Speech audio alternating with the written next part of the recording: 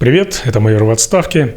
Сегодня утром в Москве прогремел взрыв, мощный, символичный и убийственный для российского генералитета. Взрывное устройство, заложенное в самокат у жилого дома на Рязанском проспекте, отправило на тот свет генерал-лейтенанта Игоря Кириллова, начальника войск радиационной, химической и биологической защиты вооруженных сил РФ. Вместе с ним погиб его помощник. Кириллов – это не просто еще один российский генерал, это человек, чье имя плотно связано с одними из самых мрачных страниц войны против Украины. Химическое оружие, фейковые лаборатории, боевые гуси и неутомимое лизание сапога путинской пропаганды. Его ликвидация – это возмездие законное и справедливое, потому что этот человек является законной военной целью, и он несет прямую ответственность за преступления против человечности. Напомню, что меня зовут Олег Кашинцев, я бывший оперативник из Ярославской области, майор полиции в отставке, а ныне опасный, по версии путинских властей, преступник и враг государства. И сегодня в этом видео мы кратко разберем, кем был этот генерал Кириллов и почему он и такие, как он, являются законной военной целью. Досмотрите это видео до конца, поставьте лайк, поделитесь им и подпишитесь на этот канал, если вы все еще не сделали этого. Итак, ставьте лайк и поехали. Чтобы понять, почему смерть генерала Кириллова вызывает столько обсуждений и даже мемов в сети, нужно сначала разобраться, кем он был и чем занимался. Игорь Кириллов начал свою военную карьеру еще в Советском Союзе, в Советской армии в 1987 году, поступив в Костромское высшее училище химической защиты. Он не просто выбрал опасную специализацию, он построил на этом всю свою жизнь. В 90-е Кириллов проходил службу в западной группировке войск, а после распада СССР перешел в Московский военный округ. Постепенно он поднимался по карьерной лестнице в войсках РХБЗ от командира взвода до начальника отдельной бригады. С 2017 года он возглавлял войска радиационной, химической и биологической защиты в армии Путина. Казалось бы, должность не публичная, но война все расставила по местам. С началом полномасштабного вторжения в Украину Кириллов оказался одним из ключевых военных преступников, давших зеленый свет на использование запрещенного химического оружия против украинских военных. Об этом заявляет СБУ Украины. Итак, в чем заключается его преступление? По данным Службы безопасности Украины, войска РХБЗ под командованием Кириллова организовали массовое применение химических боеприпасов на востоке и юге Украины. Цифры говорят сами за себя. По словам ведомства, известно почти о 5000 подтвержденных случаев применения химического оружия со стороны армии агрессора, то есть армии России. Основное оружие – это гранаты К1, заряженные боевыми ядовитыми газами, такими как ЦС и ЦН. Эти вещества вызывают сильнейшее раздражение слизистых оболочек и при длительном воздействии могут привести к удушью и даже смерти. Российские оккупанты сбрасывали такие гранаты с дронов на позиции украинских солдат, пытаясь выбить их из окопов. По данным украинской стороны, 2000 бойцов сил обороны Украины были госпитализированы с химическими отравлениями. И это все результат работы и преступных приказов Игоря Кириллова, который из уютного московского кабинета, не моргнув глазом, отправлял на фронт боеприпасы, запрещенные международными конвенциями. Однако Кириллов был не только организатором применения химоружия, но и одним из главных лиц кремлевской дезинформации. Именно он с февраля 2022 года регулярно выходил к микрофону и озвучивал совершенно абсурдные заявления о биолабораториях США в Украине. Помните мифы о мигрирующих птицах и боевых гусях? Да-да, это его рук дело. Кириллов на голубом глазу утверждал, что в украинских лабораториях якобы разрабатывали биологическое оружие, которое может распространяться с помощью перелетных птиц и летучих мышей. Он рассказывал, что украинцы изучали особо опасные инфекции и даже изобретали биоагенты, способные избирательно поражать различные этнические группы. Эти бредни впоследствии стали основой для российских ток-шоу и мемов о боевых гусях. Но пропагандистская роль Кириллова – это не просто нелепость, она была частью военной стратегии, направленной на запугивание и оправдание преступного вторжения.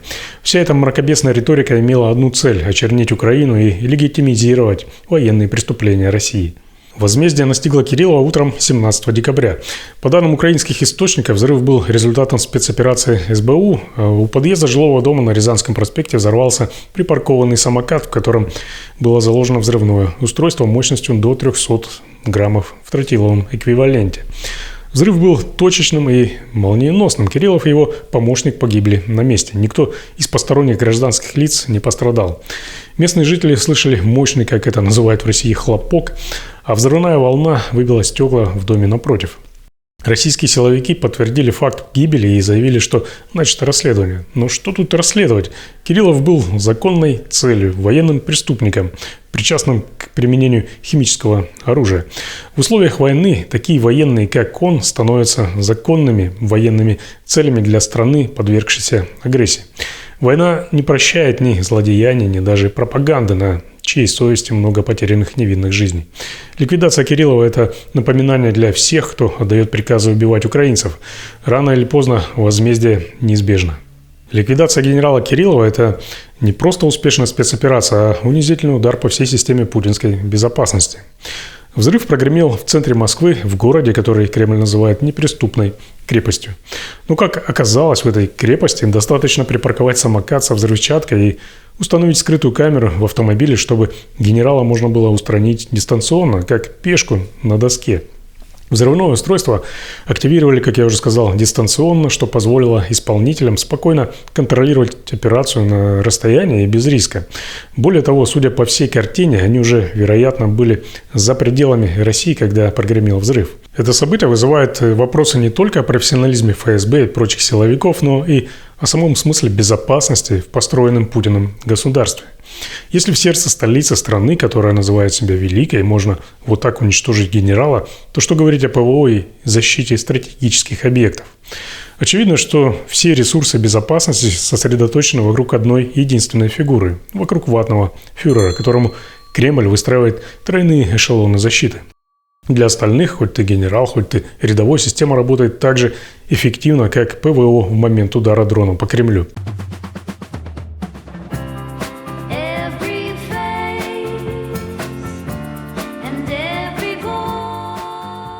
Ах да, у спецслужб России есть только один приоритет – это поиск врагов режима в лице его критиков. Ликвидация Кириллова – это не просто операция украинских спецслужб, это демонстрация, что российская вертикаль безопасности пустая и дырявая. Тактика точных ликвидаций не нова. Израильская разведка Моссад десятилетиями устраняет террористов и военных преступников, угрожающих их безопасности. Украина перенимает этот опыт и демонстрирует: никакая Москва, никакие высокие должности, никакие охраны не спасут тех, кто совершает преступления против человечности. Кириллов погиб от взрыва самоката. Это так символично для человека, который когда-то пугал мир боевыми гусями и летучими мышами. Сегодня он стал очередным продуктом войны, которую сам же и разжигал. Я думаю, что за каждым генералом, отдающим преступные приказы, стоит очередь из украинских спецслужб. Смерть Кириллова – это сигнал для всех российских военных преступников. Прекратите убивать, остановите войска, арестуйте своего фюрера или готовьтесь. Возмездие придет, и ваша судьба может быть такой же бесславной, как судьба Кириллова. Ликвидация генерала Кириллова – это еще один гвоздь в крышку гроба российской военной машины и ее иллюзии о неуязвимости. За каждым приказом, отданным российским военным на убийство, придет возмездие рано или поздно. Но реальность на самом деле такова. Не каждый военный преступник доживет до суда.